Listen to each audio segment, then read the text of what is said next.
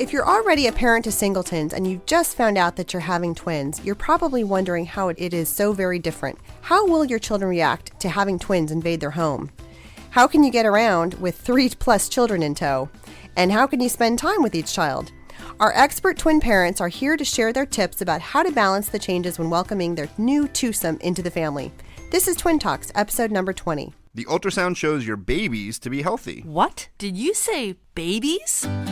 You're huge. Are you having twins? Are they natural? Which one do you like better? Twins, huh? My neighbor's cousin's brother's uncle's a twin. So can they read each other's minds? How do you tell them apart? Twins? You got a 2-for-1. Do twins run in your family? Double trouble. You're not having any more, are you? At least you're not Octomom. If you're pregnant with twins, or you're an experienced twin parent, odds are you've heard it all before. Now it's time to hear from the experts. This is Twin Talks, Parenting Times 2.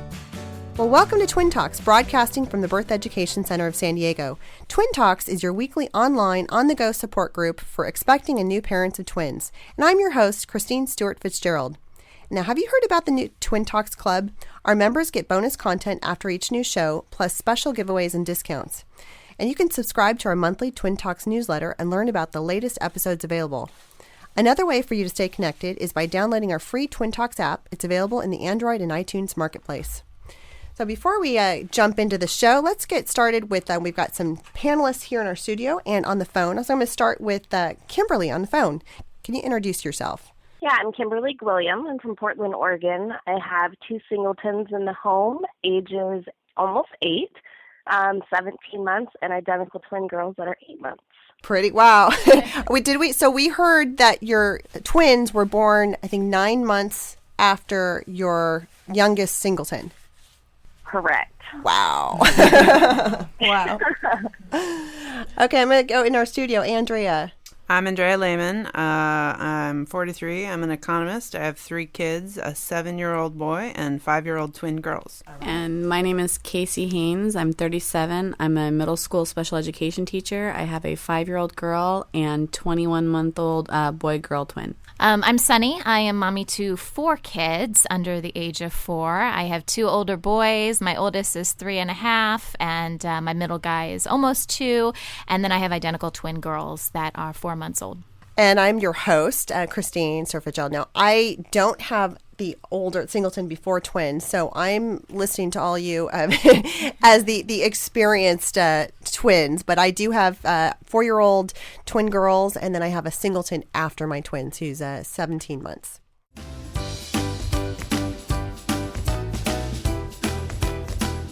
So here at Twin Talks, we like to keep apprised of twin-related news and share that with you.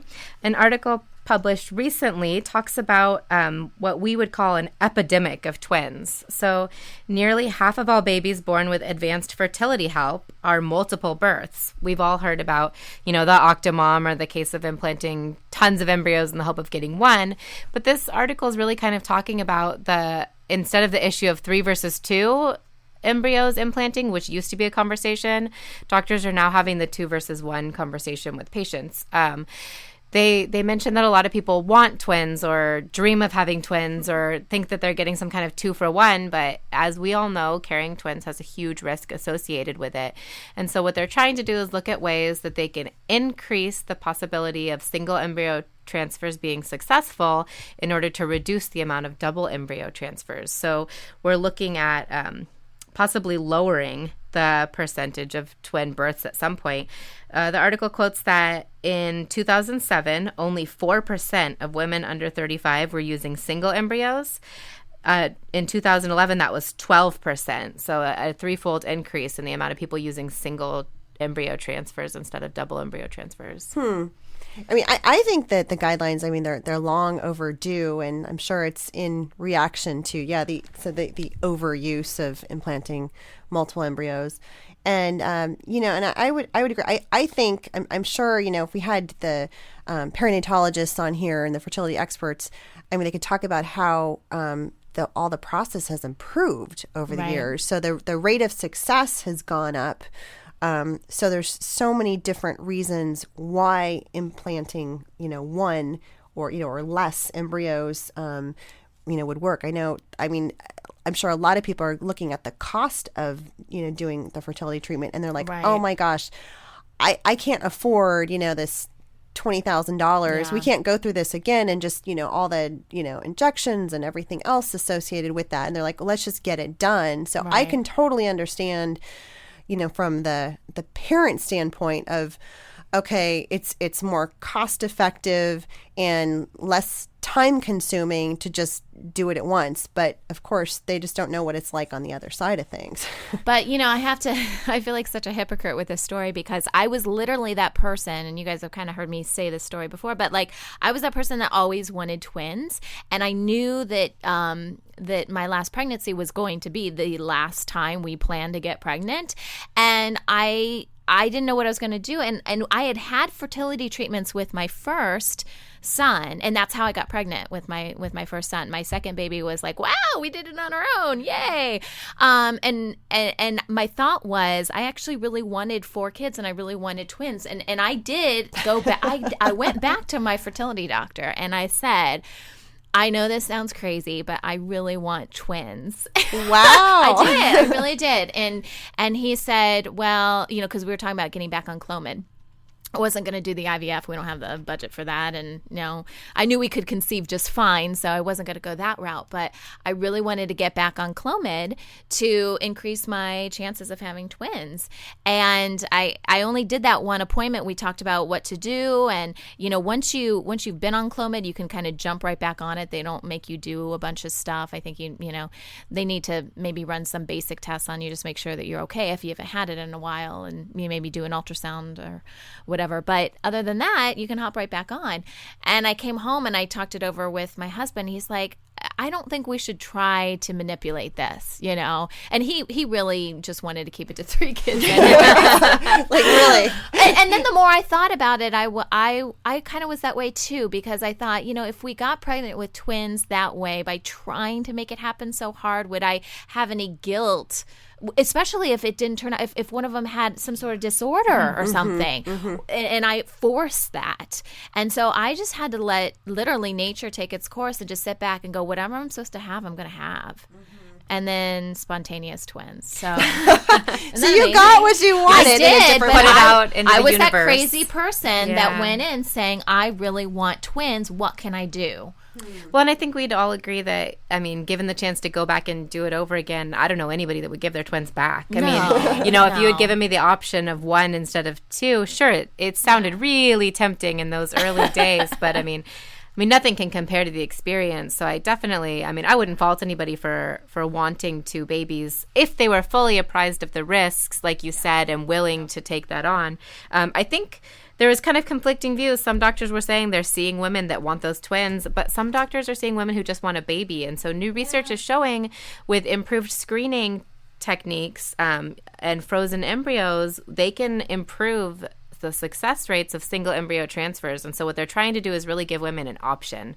If you are willing to take on the chance of twins and that is what you want to do, considering the risks, go for it. But if you really just want to be pregnant no matter what, let's try to give women that single baby without adding the risk. It's nice to have that option. It really is. I'm really thankful that medicine is evolving where we have more choices like this. So it'll be interesting in the next few years to see if we see a lot more twins from, from fertility treatments. Yeah.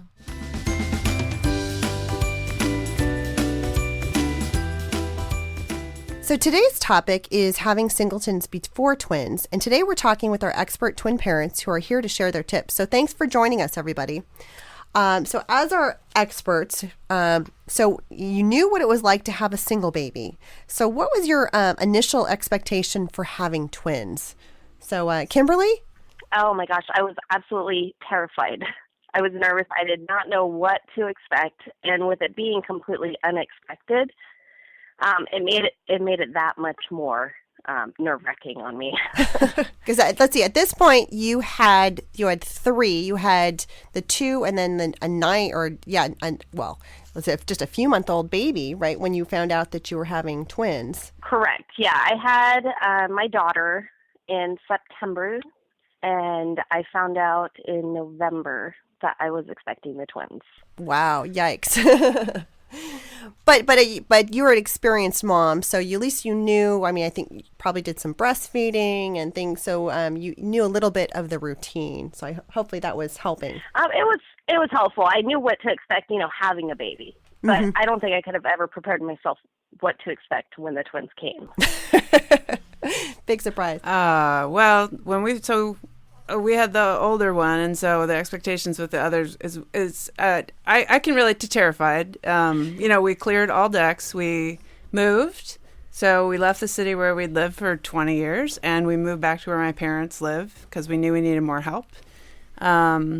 We had held on to my husband's Mustang, which was completely impractical. You couldn't even fit a car seat in the back of that. So that got traded in for the minivan. My mom took 12 weeks off from work with the Family Medical Leave Act to help me. And looking back on it, I think we should have cashed out more of our retirement for extra help because it was just... Wow. We didn't do that, but...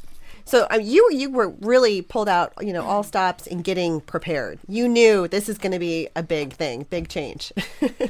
That's awesome that you really took so much, time. Well, and it was still an adjustment. I mean, you can do. I think we all do this, right? I have this theory that Type A parents are the ones who get blessed with twins, but right, you can prepare, and it's still, still going to give you lots of thinking on your feet. When I first found out I had twins, I was by myself at the time, and I remember my first thought was, oh no, I've got to tell my husband. Like I was kind of okay with it, but I was like, oh no, how's he gonna take this? And I remember I told my mom's like, just don't tell him, just keep it a secret for a little bit. I'm like, oh my God, tell him. He was fine. He's like, I told you this was gonna happen. He knew? He just, that's why I said, I'm like, that's why we stopped with these two, because I think if we would have gone again, it would have been triplets or quadruplets. We needed to stop. We also, our house was a lot smaller. We lived very far. We were at least an hour drive to anything, so we did have to move closer.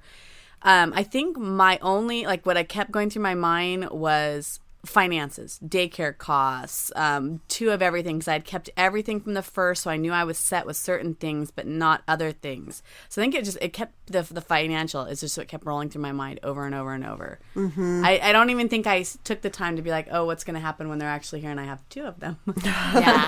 So you're thinking about all the logistics around that. So how about the let's see, the more the emotional, social side of things? You think about your singleton, and if you had, like in Kimberly's case, multiple singletons. How were you thinking about introducing your and prepare your singleton for the arrival of the twins? I mean, it's gonna, of course, things are gonna change for you, but for your your little one. For me, it was. My youngest one, I didn't really have to think too much about because she was so little and I knew that she wouldn't understand anything. My oldest one, he thought it was the coolest thing in the world, but at the same time he thought it was kind of creepy that there was two babies in there moving around and he didn't understand how it really worked. But overall, the excitement, I think, took over and he just couldn't wait for them to finally come. Wow. Well, that's a great thing. So and he knew he was going to be sort of the big brother. Yeah. Third time over. That's kind of what we did with my oldest too. He kind of understood it, and we would just say two babies, two babies, and I point to mommy's tummy and stuff like that. And then we, so he would go around and he would tell people about the two babies that were coming, which was kind of cool. And then we actually got him two little babies to kind of play with. So these babies looked like little preemie babies, which actually after my twins came out looked really creepy, like close to what they actually look like. They're in the closet now. I can't look at them. It's kind of weird. But then he would take those babies around the house, and I would talk to him. He would want to put a diaper on those babies and want to tuck them in. Give them a pillow, like they need pillows, right? But give them a pillow and a blankie and night. So because I knew he could kind of understand a little bit. And now he's really great with them. So did that lead to him being great with them? I don't know, but it was kind of fun to see him be part of the process. What a great idea, though, giving him two baby dolls. Yeah, like hard, like not super hard, not like plastic, like soft plastic, right? But they have baby dolls that look really real, and that's what we did. I say with Riley, at first, my whole thing was, my husband was like, "Oh, we're good with one." I'm like, "No, you've got to have a sibling. You've got to have a sibling." And at first I was like super excited. I'm like, not only is she going to have one, she's going to have two. And she was excited. And same thing, she told everybody about her 2 babies.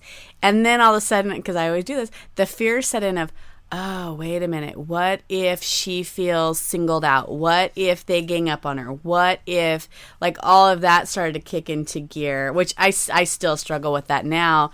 But that, yeah, all of a sudden, again, the excitement went to, oh, wait a minute. What about... Well, and how did you do the actual introduction? So once the babies were born, I mean, how did you introduce it? Did you have any sort of special, gift or, sort of unique introduction? I wish I had done that. That sounds really smart. With hindsight, yeah. My son came to the hospital and he would not even talk to me.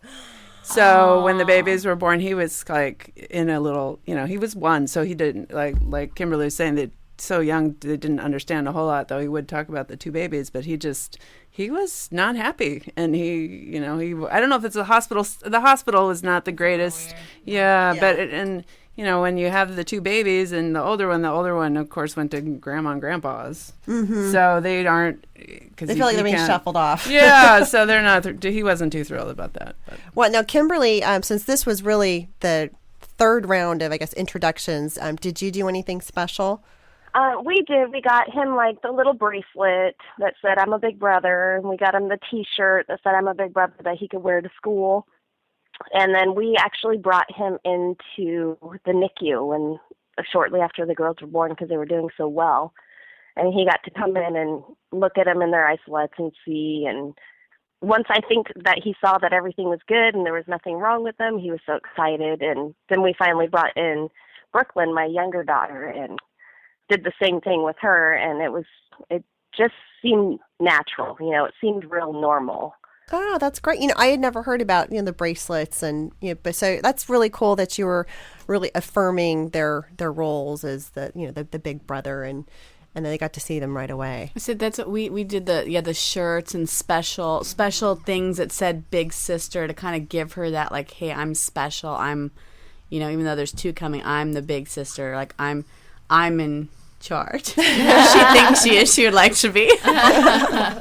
I think it's different, too, when you have, if you just have 1 singleton before your twins, I think it's a little bit different than having 2 single babies before your twins because they have the opportunity to kind of partner together if they are feeling left out. And I don't know what age that really sets in. Mm-hmm. But I know I don't feel as guilty spending time with my twins because I know my boys are playing together or they're because they're close in age too. I mean, actually, my middle guy is closer in age to the twins than his older brother, but you would never know. I mean, the oldest and the middle guy play together all the time. So, and I'm sure there's probably some if you have either the same sex or opposite sex, with your singleton versus the twins, then there might be some different dynamics there as well.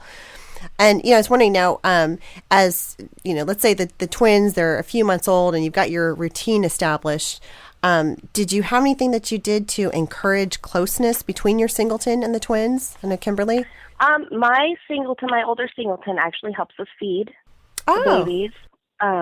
He at first did not want to hold them because they were so small. And he thought that he would drop them or he would hurt them. And we finally got over and said, no, it's okay. We put a pillow there and he would finally hold them. And now we've gotten to the point that he will help feed them. He will help make bottles. He will get binkies. He is just like the super big helper all around the house. Oh, that's amazing. Wow. I was going to say, to piggyback on that, I honestly, and people think I don't know what they think I'm saying, but I would not have survived the first year without my 5-year-old. I had my mom who would come by or my sister that stopped by. My husband, he was working, he was in school. So it was me and the 3, and she was kind of my sole support, which is so sad at 5. But she was my big helper, and I made a big deal out of it. And she did the special stuff. And same thing, she was a little bit scared at first to hold them. She didn't really want to do that. But she helped feed, she helped get things, she helped play with them. But yeah, and she is my rock, Oh. my 5-year-old.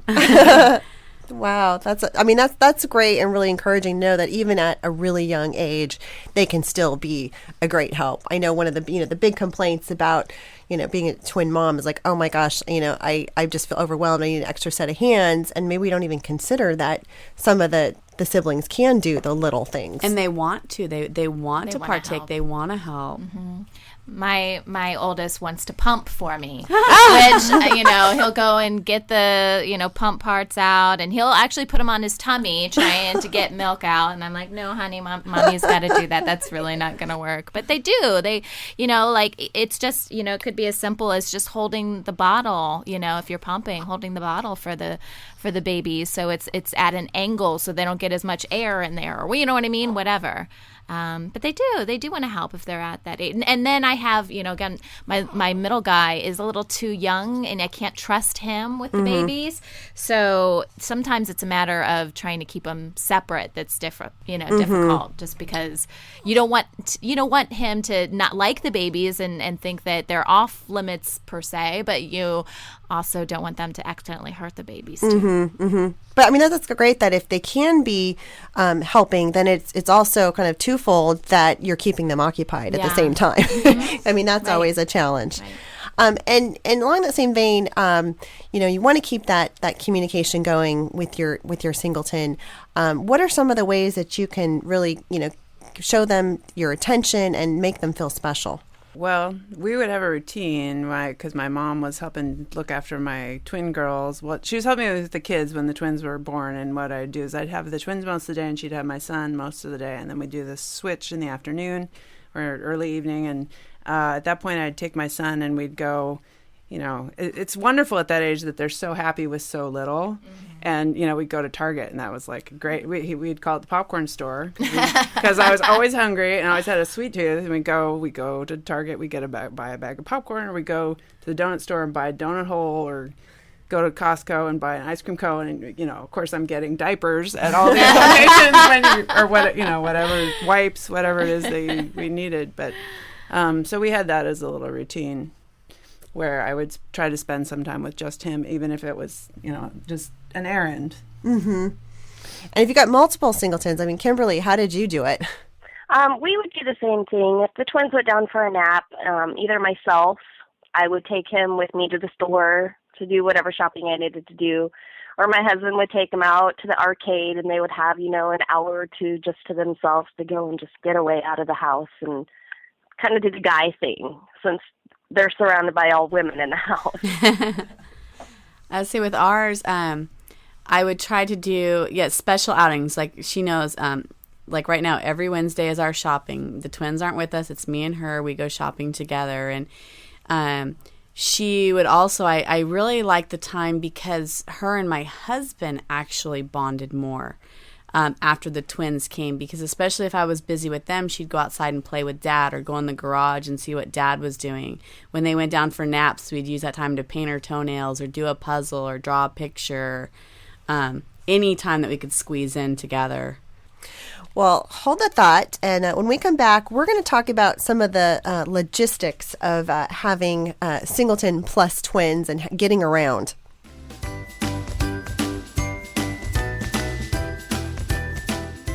Well, welcome back. Today we're talking about singletons before twins with our expert twin panelists.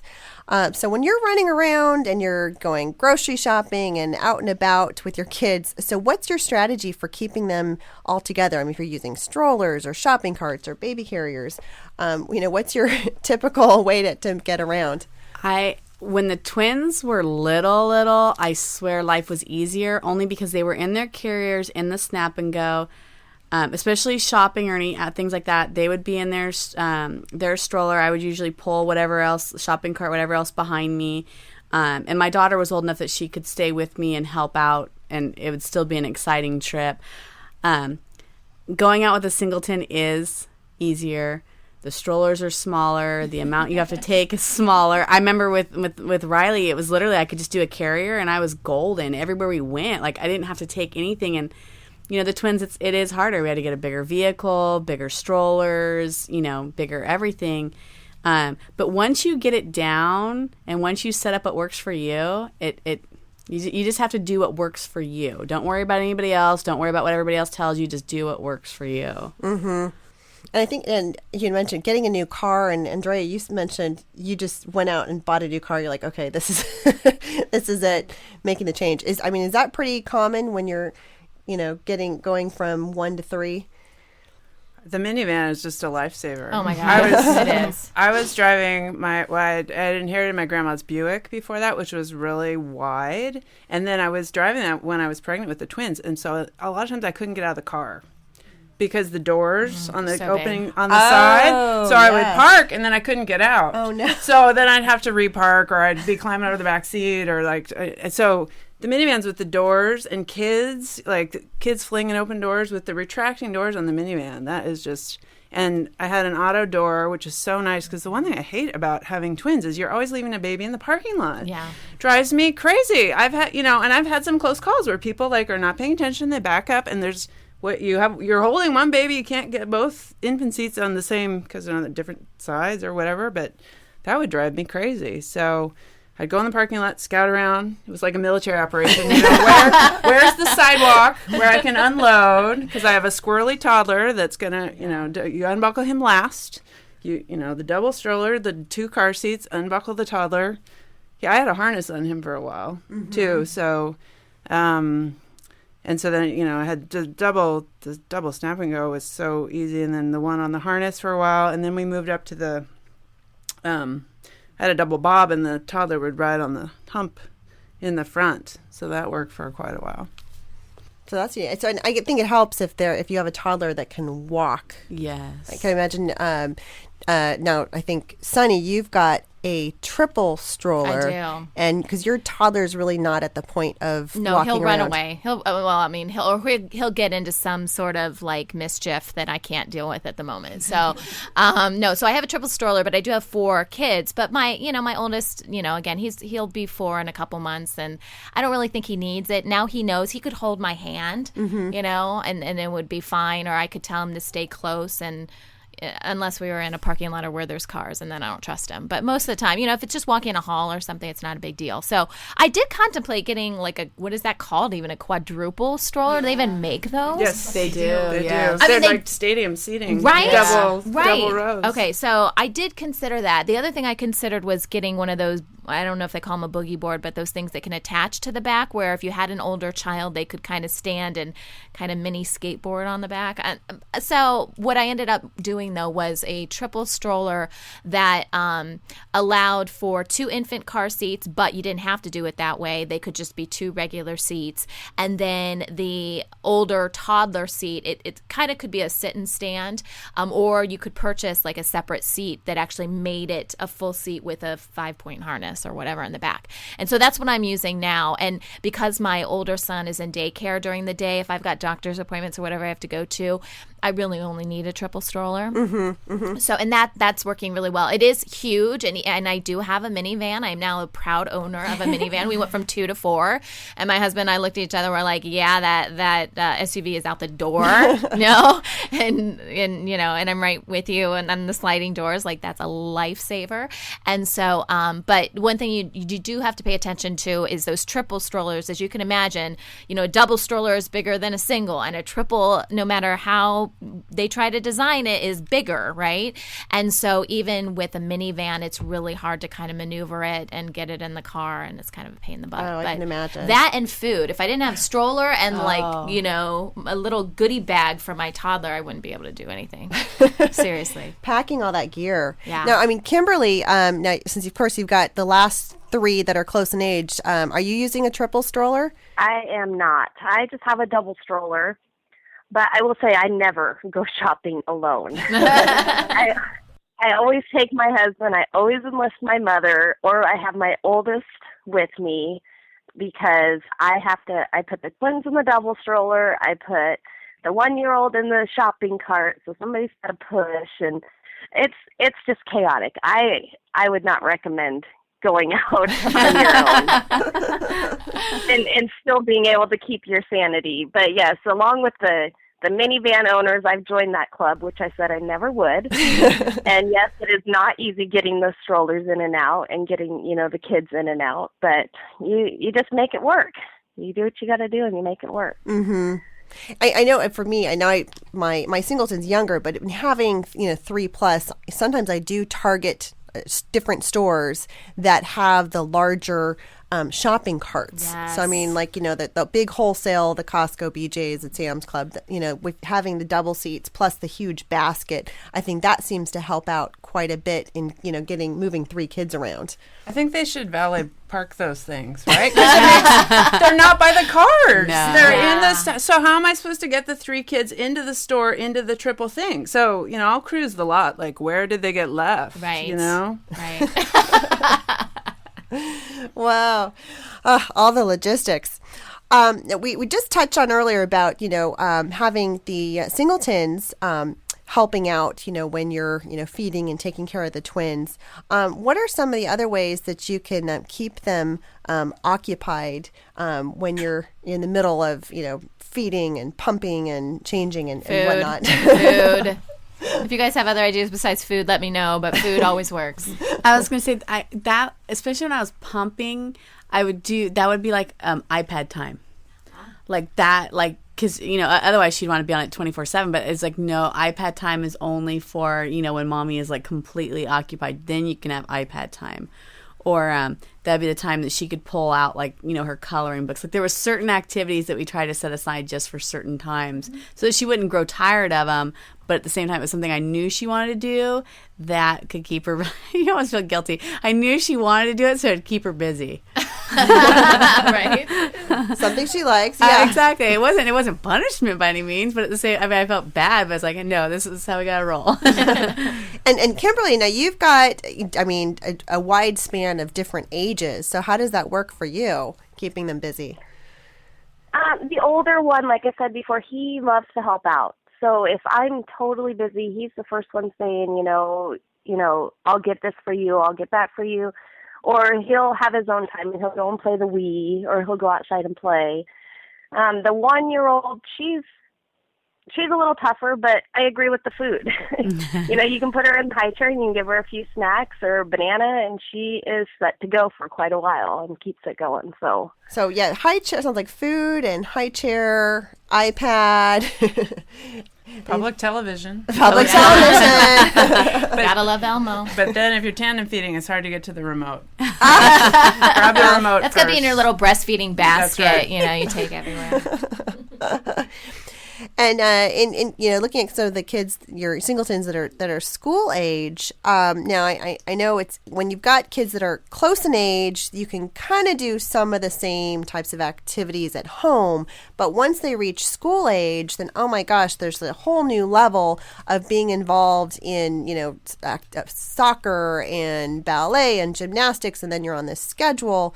So how do you deal with nap times and other scheduled activities with the twins when you're having your singleton in this regular scheduled routine? That's where I go to food. My 5-year-old did soccer for the first time, and practice was too close to dinner time. And the twins, and so I would literally make sure I had the snack so at least I could keep them, busy. And I would take any kind of toy possible to keep them occupied while she was practicing. And then game day, the games changed. Sometimes they were 9 a.m., sometimes they were right at lunchtime, sometimes they were right at nap time. So it was making sure that they were fed, they had food, they had toys. It gets a lot harder, and I'm anticipating it being even harder now. She wants to do dance, she wants to do soccer again. With all the school stuff like carnivals and everything else, it does start to get a little bit tough. Because they're not thinking about, oh, by the way, when are your kids? When do we need to plan? They don't. Yeah. Nobody cares. We were able to move to San Diego when we found out we were having twins because my husband's work said he could work from home, which has just been life-saving. So I remember when the kids were little, the whole day was just a shift. It would be twins nap, take the toddler out because otherwise he'd wake them up. Come home, put the toddler to bed, take the twins out. Come home, put the twins back for nap. Second nap, take the toddler out. And it was the whole day. And then I remember I had a few months where they all had the same afternoon nap schedule, which was, it was just like amazing. It was amazing. But it was brief. But and then nowadays, or the past couple of years, my son has been restricted in terms of his extracurricular activities, as we only do them at the Y because the Y has a childcare. Because there's just, and I have to confess, I get really jealous of the people, not the brave ladies who have 4, but the people that have the 2 that I was expecting, where the older one is doing everything and they're carrying the little one, or they're chasing the one little one. Because I can never do that. I can't do it. It doesn't work. So, like swimming lessons, we do a rotation of 3. So it's like 1 goes, 2 are in the childcare. Next one goes. So I go in and out of the childcare like 8 times. Wow. By dressing and changing and just. That's unique, juggling. though. doing a rotation. I guess I never would have thought of that. and Kimberly, I mean, again, you've got kind of a wider age span and then close. So how does that work with schedules? I'd imagine your youngest 3 have probably pretty close nap times. Yeah, they are all pretty much on the same schedule and sleep around the same time and eat and wake up. And the older one isn't really into the sports scene yet, so he goes to school and then he comes home in the afternoon and, he gets his homework done, and then it's most likely, he's outside with his friends playing basketball or whatnot. And so it's not too hectic quite yet, but I foresee it coming very soon. And I imagine, do you have to load the kids up in the car to go pick them up from school, or? Fortunately, I don't. He rides the bus, so I don't have to deal with that part right now. But with anything else, definitely getting the kids in and out. And I agree with all the nap times. Sometimes you have to break the nap times to get somewhere and then put them back to sleep. And it's nice and chaotic and fun and tiresome and everything that goes along with it. But it all comes around. Yes.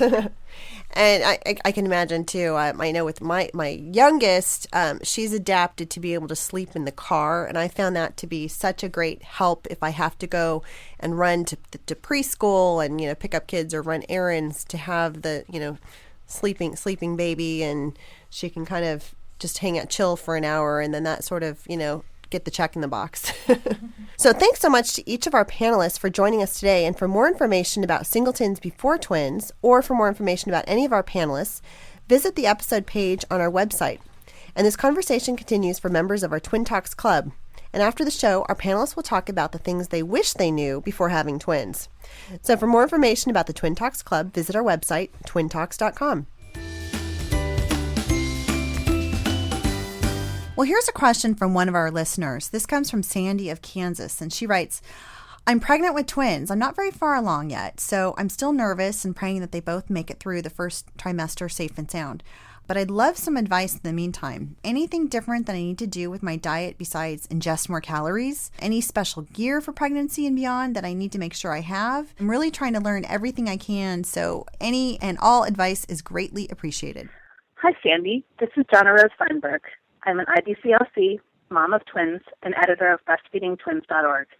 As I'm sure you're already learning, there are some things about expecting twins that are a bit different from being pregnant with one baby at a time.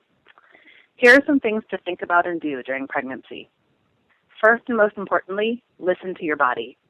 Some moms find they need to make a lot of lifestyle and dietary changes while they're pregnant, and some don't need to change much of anything.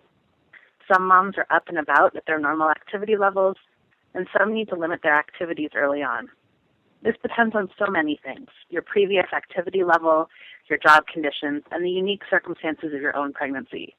There's no single set of rules that is right for everyone. Please check with your own care provider to help you make decisions about your own unique pregnancy. Many nutritionists suggest increasing not only your overall calorie intake, but specifically your protein intake while pregnant with multiples. Protein helps your baby's development, and while many moms carry their twins to 37 weeks or more, some moms deliver early. It's important to ensure that your babies are growing well early on. This doesn't mean you should live on milkshakes and cheeseburgers, but you may want to incorporate additional protein sources in your overall diet. Lots of moms like making smoothies with protein powder because it's an easy way to get a lot of healthy ingredients and extra protein into one meal. I recommend a book called When You're Expecting Twins, Triplets, or Quads by Barbara Luke for a really good explanation of diet and nutrition during a multiples pregnancy. To keep yourself comfortable, I strongly suggest adding some extra pillows to your sleeping arrangement.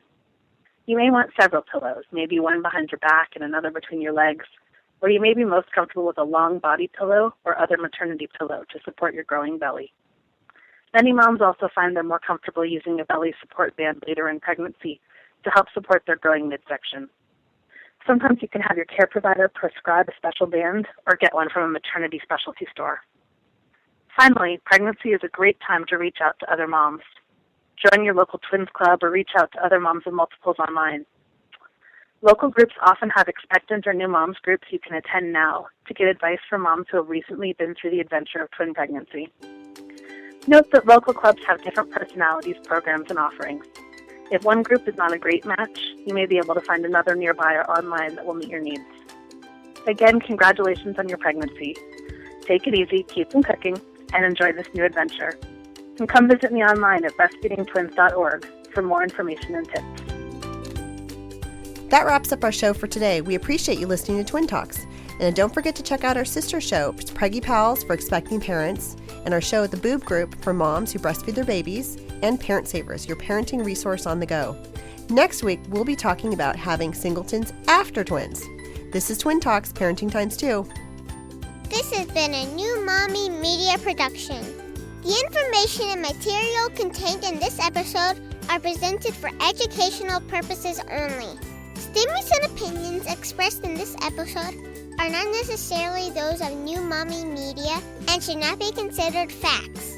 While such information and materials are believed to be accurate, it is not intended to replace or substitute for professional medical advice or care, and should not be used for diagnosing or treating healthcare problem or disease or prescribing any medication. If you have questions or concerns regarding your physical or mental health or the health of your baby, please seek assistance from a qualified healthcare provider.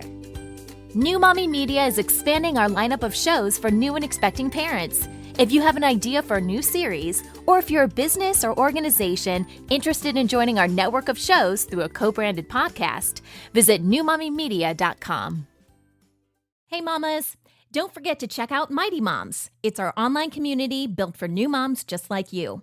Not only can you connect with other moms, but you can also join us backstage for special mom-only online events. And you'll also be notified when we're recording so you can join us as a special guest. Visit our website, newmommymedia.com, and click on the Mighty Moms banner. It's free. That's newmommymedia.com. See you there.